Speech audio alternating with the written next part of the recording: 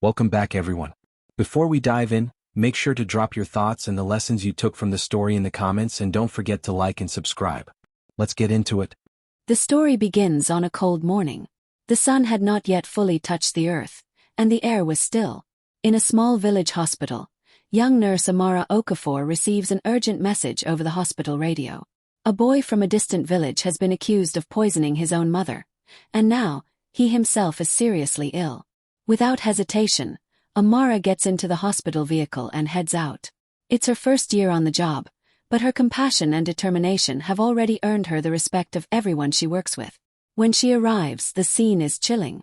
A middle-aged woman lies dead. The signs point to poisoning. Beside her, her son, a young man around 22 named Kofi Mensah, sits silently, clutching a small container of herbs. His lips are pale. He's also poisoned. Amara kneels beside him. "Put the container down and let me help you," she says. Kofi doesn't argue.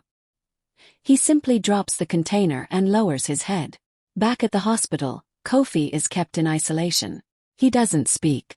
He doesn't defend himself. He just waits. Soon news comes in. After reviewing the evidence, the village elders have condemned Kofi to death for matricide. But under tribal law, before execution, a person is given 2 months to make peace with their soul, time for prayer or one last wish. He is sent back to Amara's hospital for this waiting period. One evening, Amara offers him medicinal tea and quietly says, "You have 2 months. If you have any last wish, you may tell us."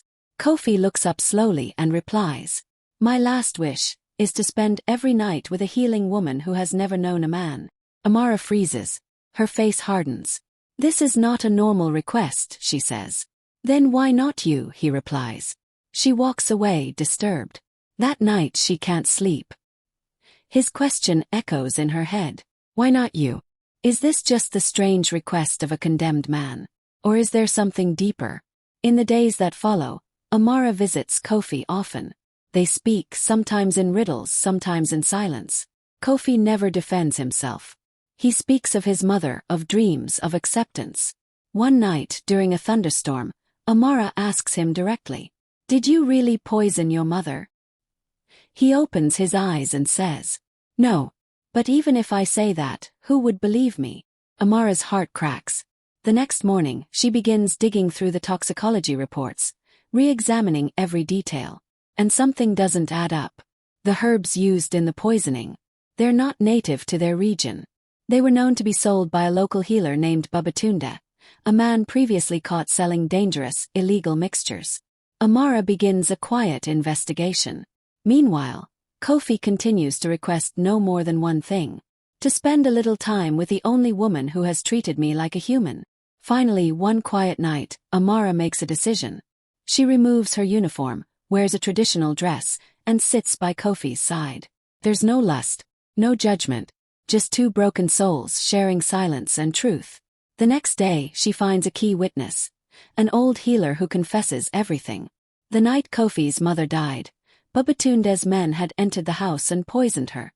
Kofi came home, found her dying, and in a moment of despair, drank from the same cup. The healer had stayed quiet all this time. She'd been threatened. Amara now had proof. She raced to file a formal investigation. First she's mocked. But when she presents hard evidence, the village council grants her 15 days.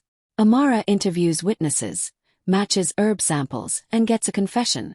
Babatunde is arrested. Kofi's name is cleared.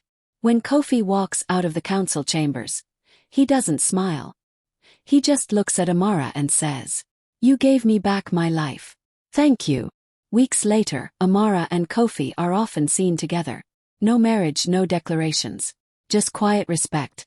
2 people forever changed. The story that began with a strange request became a lesson in truth, trust, and redemption. If you enjoyed this story, please like, comment, and share this video with your friends. Subscribe and turn on the notification bell so you never miss a powerful story drop.